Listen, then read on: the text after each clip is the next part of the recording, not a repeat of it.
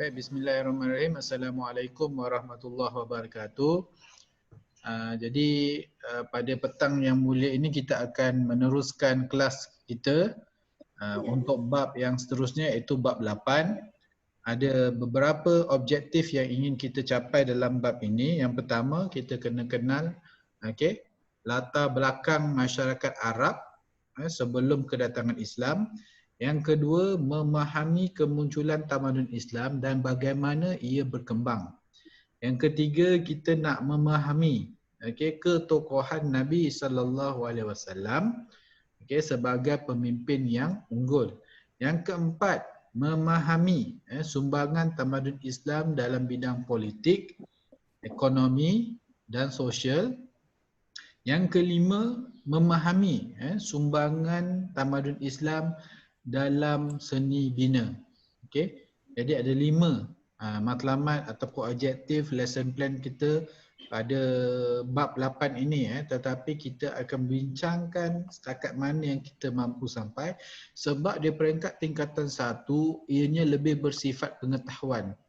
Maknanya kita mengenal, kita memahami. Kita tidak ada sampai tahap yang lebih tinggi, maknanya kalau di peringkat SPM ke apa ke, dia lagi tinggi.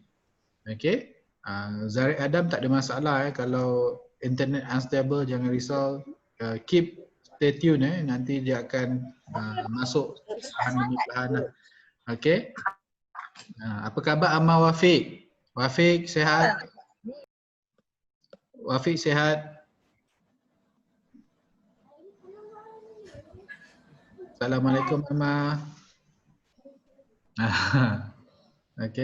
Tak apa. Baik, kita teruskan. Apa yang kita faham, zaman kedatangan Islam, sebelum kedatangan Islam menampakkan corak hidup yang dibentuk tanpa kepimpinan Nabi dan kitab suci sebagai petunjuk. Zaman ini dikenali sebagai zaman jahiliyah.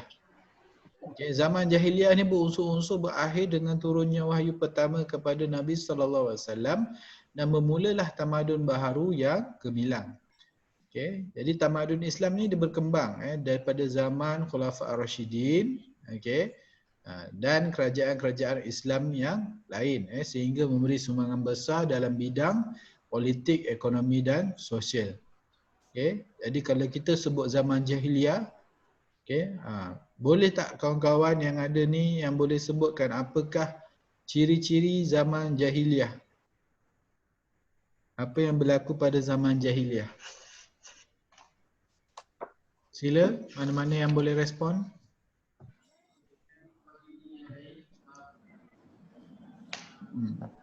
Zaman orang tak kenal Islam. Apa dia buat?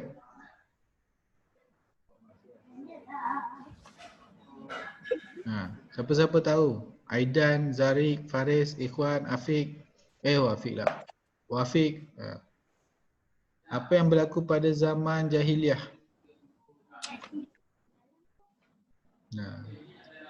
Kalau kamu boleh type dekat Google boleh je cari.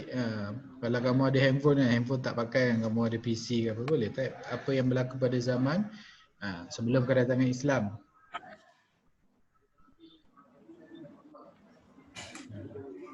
Dalam buku teks pun ada sebenarnya.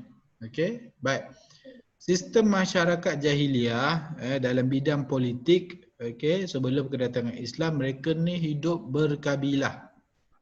Hidup berkabilah. Mereka hidup secara nomad. Jadi pada zaman tersebut banyak disebutkan istilah asabiah, makna hidup bermegah dengan kabilah masing-masing. Dan masyarakat pada zaman jahiliah dia tak ikut SOP kita lah. Masyarakat Muslim pada hari ini tak sama dengan pada zaman jahiliah. Mereka boleh minum arak dan sebagainya.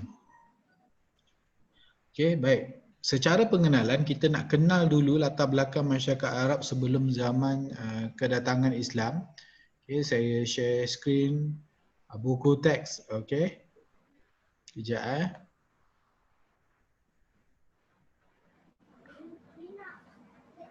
Nah, ini adalah matlamat kita nak belajar.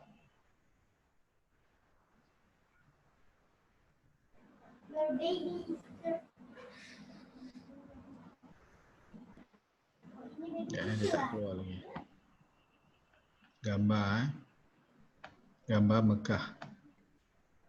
Okey, baik. Secara umum, masyarakat Arab sebelum kedatangan Islam mempunyai pertempatan dan cara hidup yang berbeza dari segi pemerintahannya, ekonomi dan sosial. Okey, mereka tinggal di kawasan semenanjung tanah Arab yang dikelilingi oleh padang pasir. Syam di sebelah utara, ni Syam. Laut Arab di selatan, Teluk Parsi sebelah timur dan Laut Merah di sebelah mana? Barat. Jadi terdapat wilayah seperti Hijaz, Najd, Yaman, Hadramaut dan Oman. Di kawasan tengah atau wilayah Hijaz terdapat 3 ibu kota penting iaitu Makkahul Mukarramah, Madinatul Munawwarah dan Hijaz. Okey. Ketiga-tiga ibu kota ini terletak pada kedudukan yang membolehkannya berkembang dari segi perdagangan dan pertanian. Okey. Namun begitu, selepas keruntuhan empangan Ma'rib, sekitar tahun 300 Masihi, berlaku kemerosotan ekonomi dalam masyarakat Arab. Kehidupan sosial yang lemah menyebabkan masyarakat ketika itu tidak mewarisi dari ilmu dari zaman sebelumnya. Keyword dekat sini, disebabkan kehidupan sosial yang lemah, mereka tak menuntut ilmu pada zaman sebelumnya. Oleh sebab itu mereka tidak mampu memidam semula empangan Ma'rib. Pada zaman itu mereka dikenali sebagai zaman gelap, itu dipanggil sebagai zaman jahiliah. Jahiliah dari perkataan Arab jahala yang bermaksud jahil. Mereka tidak ada nabi, tidak ada kitab suci sebagai petunjuk. Oleh itu semasa Islam diperkenalkan, mereka juga menolak undang-undang Allah Subhanahu Wa Taala dan nilai-nilai Islam sebagai panduan hidup. Jadi ini merupakan secebis sebahagian daripada empangan Ma'rib Yaman yang telah runtuh.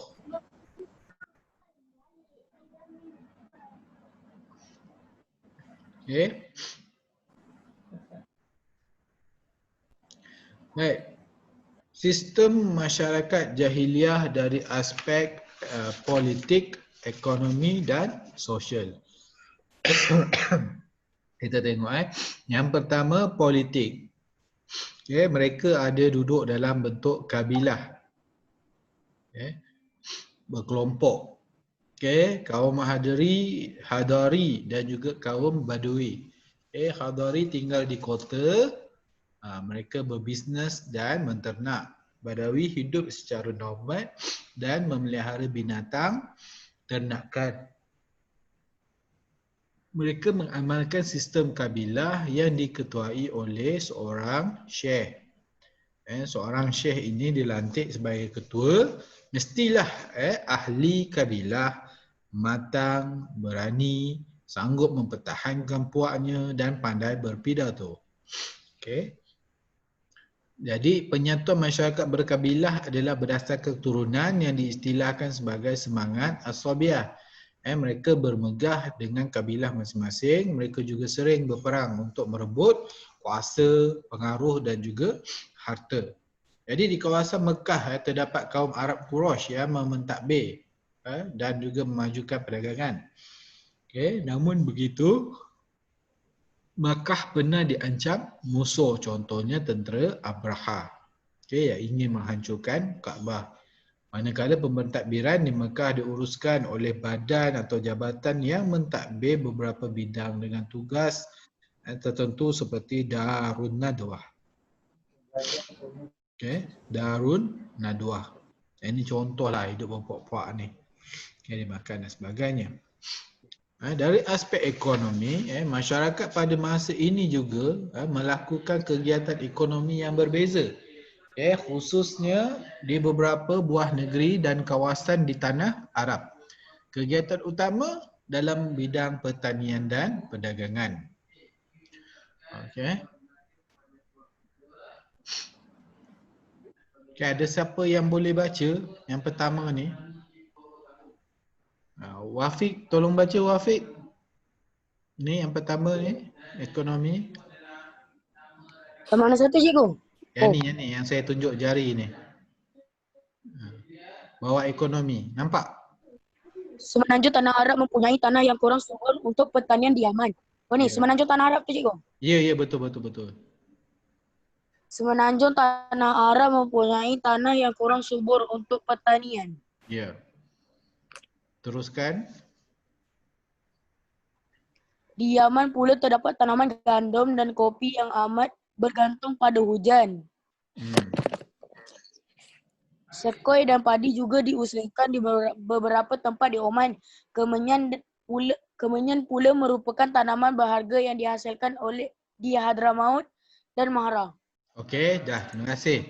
Baik, dekat situ dia ada bagi tahu kita apa tanaman yang ada di semenanjung tanah Arab. Walaupun dia kurang subur, tanahnya kurang subur, tapi dia masih lagi ada menghasilkan gandum, kopi, sekoi, padi dan juga kemenyan. Okey, kemenyan yang kita biasa pakai berasal dari negara Arab. Okey. Aidan ada Aidan? Aidan ada? Ada cikgu. Okey, Aidan sambung baca. Yang ni. Dalam kalangan kaum Badui tu. Ya, betul. Dalam kalangan kaum Badui, terdapat masyarakatnya yang menternak secara nomad. Antara binatang ternakan termasuklah unta, kambing dan biri-biri. Mereka berpindah randah untuk mencari rumput dan air bagi binatang ternakan. Terdapat juga kaum Badui yang mengamalkan sistem tukar barang. Mereka menukarkan binatang ternakan dan hasil ternakan dengan barang keperluan mereka seperti pakaian dan kurma. Okey, baik. Terima kasih. Tadi kita sebut pasal tanaman pertanian. Sekarang ni di masyarakat Badui pula, mereka menternak binatang seperti unta, kambing dan biri-biri. Dan mereka ini hidup terpaksa berpindah randah kerana mereka perlukan rumput dan air untuk binatang ternakan. Masyarakat Badui juga dia memperkenalkan sistem barter iaitu mengamalkan sistem tukar barang. Mereka tukar bidang ternakan dengan hasil ternakan dengan barang keperluan mereka yang lain seperti pakaian dan juga kurma. Zarik, sambung baca Zarik.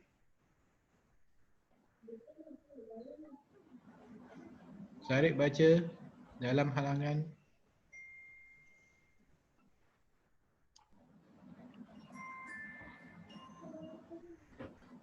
Zarik ada?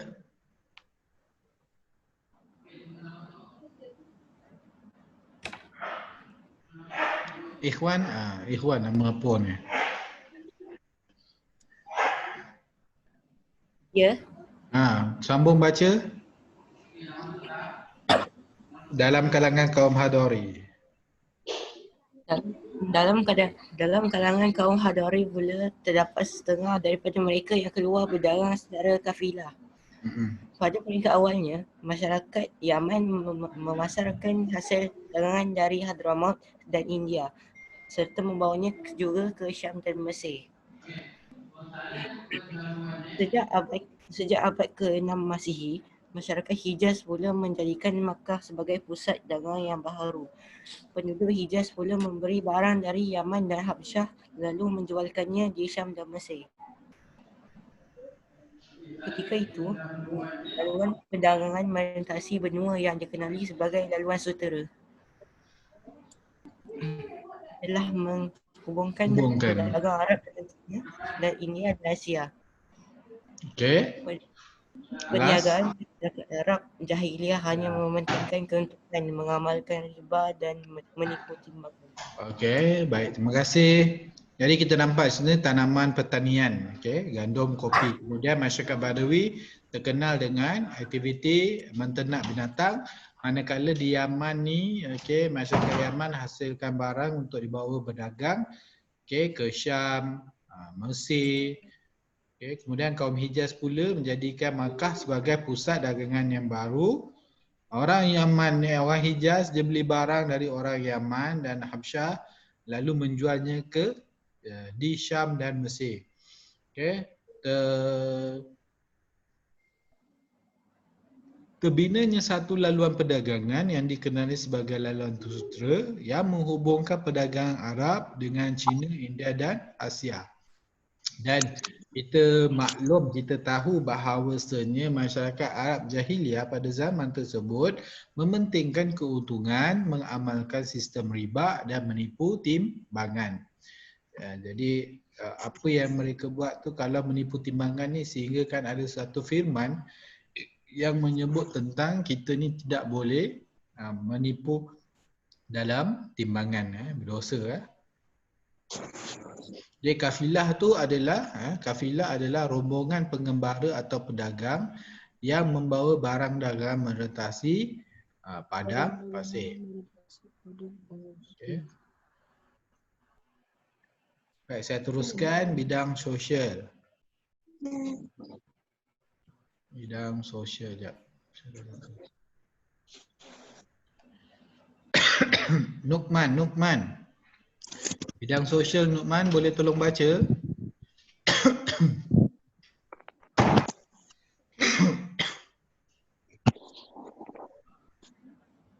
Nukman.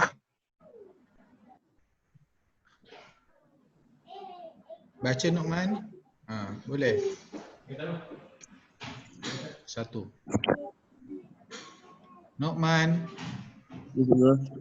Boleh tolong baca bahagian sosial? Kehidupan masyarakat Arab Jahiliyah di penjuru tanah Arab dapat dilihat dari dua sudut, iaitu agama dan kepercayaan, serta adat dan kehidupan seharian mereka. Okey. Sambung agama dan kepercayaan. Wadani, mereka menyembah berhala. Antaranya termasuklah Al-Lata, Al-Uzza, Al-Manat dan Hubal. Terdapat 360 buah berhala di sekeliling Kaabah. Majusi, mereka menyembah api. Agama ini berasal dari negeri Parsi. Kebanyakan penganut agama ini tinggal di Yaman, Oman dan Bahrain kerana kawasan ini dipengaruhi Bahrain. Okey, teruskan. Yahudi, agama ini dianuti oleh Bani Israel yang tinggal di utara semenanjung tanah Arab. Nasrani, agama ini juga dianuti oleh Bani Israel. Agama ini dikembangkan di utara semenanjung tanah Arab melalui penduduk Khorasan dan Hira. Terdapat juga animisme. Terdapat juga masyarakat yang mengamalkan kepercayaan animisme. Mereka percaya kepada roh dan kuasa gaib. Hunafa. Ketika ini juga masih terdapat penganut yang mengamalkan ajaran yang dibawa oleh Nabi Ibrahim AS. Okey, terima kasih. Jadi untuk sosial zaman masyarakat Arab Jahiliyah, kita boleh tengok daripada dua aspek. Agama dan kepercayaan serta adat dan kehidupan seharian mereka. Untuk bahagian agama, mereka ada terpecah kepada 6 agama. Okey, yang pertama Watani. Okay, yang kedua Majusi. Yang ketiga Yahudi. Yang keempat Nasrani. Yang kelima animisme. Dan yang keenam adalah Hunafa. Okey, untuk Watani, mereka ni menyembah berhala. Okey, ada nama-nama yang khusus. Majusi, mereka menyembah api. Yahudi, laknatullah ini, agama ini dianuti oleh Bani Israel. Okay. Nasrani, agama ini juga dianuti oleh Bani Israel. Animisme, Orang yang amal kepercayaan banyak agama. Pelbagai lah. Animisma ni. Mereka percaya kepada roh dan kuasa gaib. Yang keenam, hunafak.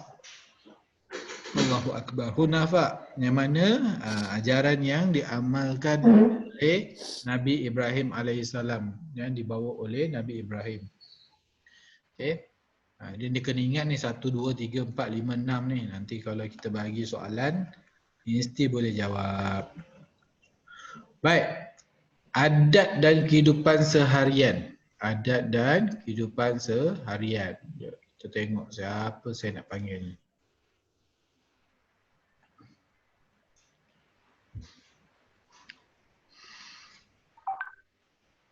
Faris boleh tolong baca Faris? Adat dan kehidupan seharian. Boleh cikgu. Silakan Faris. Terdapat masyarakat yang menilik nasib untuk meramal masa depan mereka. Sebelum melakukan sesuatu perjalanan atau pekerjaan, mereka akan memerhati keadaan sekeliling bagi menentukan nasib yang akan menimpa sama ada baik atau buruk. Mereka juga mempercayai ahli sihir dan kuasa azimat. Dalam kehidupan seharian pula, mereka memandang rendah kepada kaum wanita dan memberikan penghormatan yang lebih pada anak lelaki. Mereka hidup dalam kemaksiatan seperti berjudi, berzina, meminum arak dan bersifat angkuh. Okey, baik. Terima kasih. Okey. Amalan yang mereka amalkan dahulu adalah menilik nasib. Okey. Amalan menilik nasib ni tak bagus. Okey.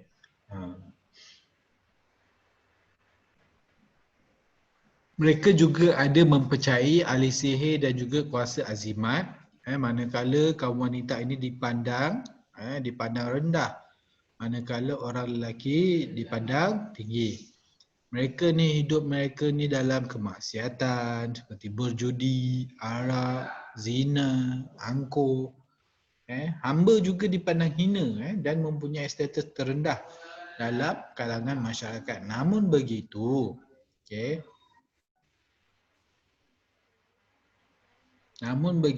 terdapat sikap yang baik dalam kalangan masyarakat Arab.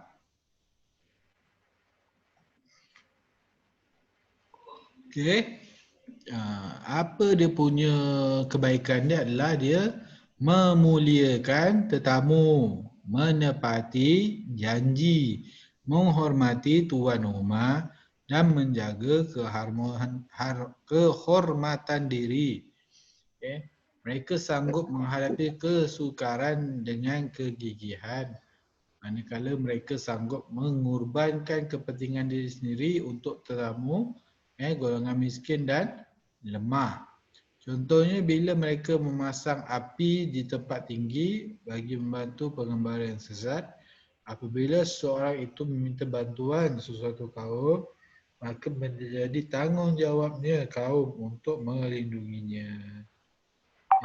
Sebilangan kecil masyarakat Arab ketika itu tahu bersyair, bersajak dan berpidato. Jadi karya yang dianggap bermutu akan dibaca dalam tamasya tahunan di Pasar Yukas dan digantung di Kaabah. Itu ada gambaran orang sedang bersyair.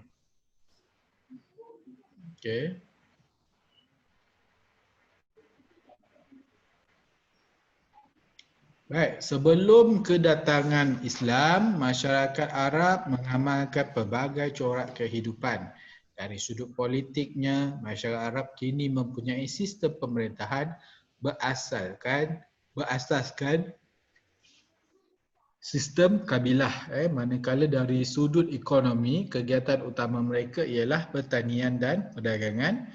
Manakala dari aspek sosial, mereka mengamalkan pelbagaian agama dan adat yang diwarisi turun-temurun. Jadi zaman jahiliah berakhir apabila tersebarnya agama Islam yang telah memberi kesan bukan sahaja kepada masyarakat setempat tetapi dunia secara keseluruhannya. Okey, jadi apa yang dimaksudkan wahyu? Wahyu adalah firman, yakni kalam Allah Subhanahu Wa Taala yang dibacakan kepada Nabi dan Rasulnya yang telah disampaikan melalui malaikat Jibril. Okay.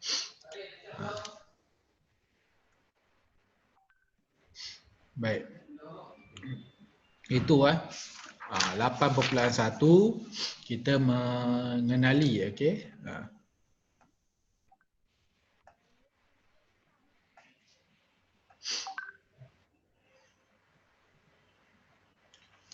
Okey, semua boleh buka video open kamera masing-masing.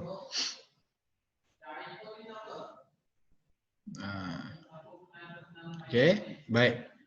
Jadi dalam perbincangan kita tadi, okey, maknanya dalam bab 8.1 ini kita melihat kepada latar belakang masyarakat Arab sebelum kedatangan Islam. Kita tahu dulu lokasi dia dekat mana.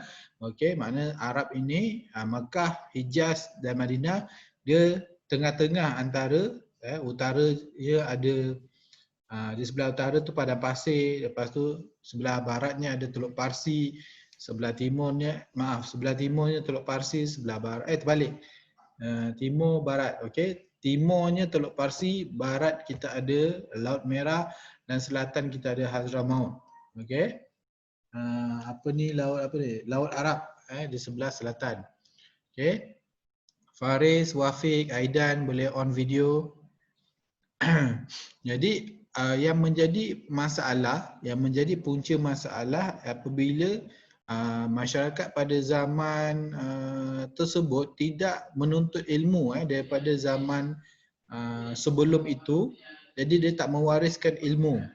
Jadi itu sebablah bila berlakunya kemerosotan ekonomi disebabkan empangan ma'arif itu bocor, jadi tak ada siapa yang mampu untuk membina semula empangan ma'arif tersebut. Jadi empangan ma'arif ini sendiri berupaya untuk menyokong pertanian, sektor pertanian dan juga menampung kehidupan pada masyarakat pada zaman itulah. Okay. Kemudian dari sistem masyarakat jahiliah tu sendiri, sistemnya kita boleh pecah kepada 3, iaitu sistem politik, ekonomi dan sosial. Okay. Jadi dalam setiap sistem tu dia ada cerita di masing-masing kenapa masyarakat Arab mengikut dia punya kabilah dia, masyarakat Arab Hadari macam mana, masyarakat Badawi macam mana, apa masalah yang berlaku di Mekah. Kalau dalam bidang ekonomi pula, dekat Yaman ada apa, kemudian Badawi dia buat apa, Hadari apa yang dia lakukan, okey. Jadi apa yang dilakukan oleh masyarakat Yaman, dia memasarkan hasil dagangannya, dia bawa ke sana, bawa ke sini, ke sana, ke sini. Boleh buat lagu lah tu kan. Okey. Kemudian ada juga istilahnya lautan sutera. Okey, laluan sutera, lautan sutera lain. Okey. Jadi yang kita boleh ambil pengajaran dekat sini adalah dalam sektor ekonomi itu sendiri, masyarakat Arab Jahiliah dia ada 3 sifat buruk dia, iaitu mementingkan keuntungan, mengamalkan riba dan juga menipu timbangan. Okey. Kemudian dari segi sosial pula, dari aspek agama dan kepercayaan, okay, dia ada kepercayaan dia sendiri, ada 6 kepercayaan. Nu'man makan apa tu Nu'man? Okey, agama ada 6, dia baca pada 6, Watani, Majusi, Yahudi, Nasrani, okey, animisme dan juga Hunafa. Okey, dan last sekali, okey, dalam aspek ini bahagian adat dan kehidupan seharian, dalam mana kita melihat masyarakat Arab Jahiliah ni, dia yang tadi yang tak baik tadi tu, dia mereka ada juga sifat-sifat yang baik. Okey. Menghormati orang tetamu. Okey. Jadi perangai dia yang perangai yang ada oleh zaman ini seperti menilik nasib. Okay, dia percaya kepada ahli sihir dan juga kuasa azimat. dan dia meletakkan lelaki itu lebih tinggi daripada perempuan. Okay? Jadi aktiviti dia lain seperti berjudi, berzin, meminum arak dan juga bersifat angkuh. Okay? Hamba juga dipandang hina dan sebagainya. Tapi sifat baik tadi menepati janji, menghormati tuan rumah, menjaga kehormatan diri. Tapi kalau macam mana pun, walaupun dia kata dia baik-baik situ, tapi yelah dia menipu kan, menipu timbangan. Beli sekilo dia bagi 800 gram, tak boleh.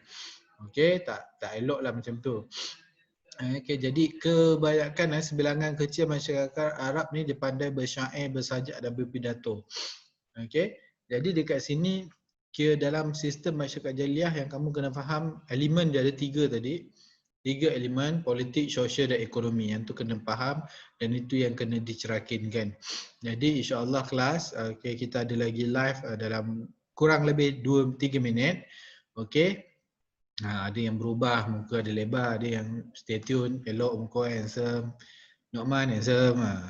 Okey.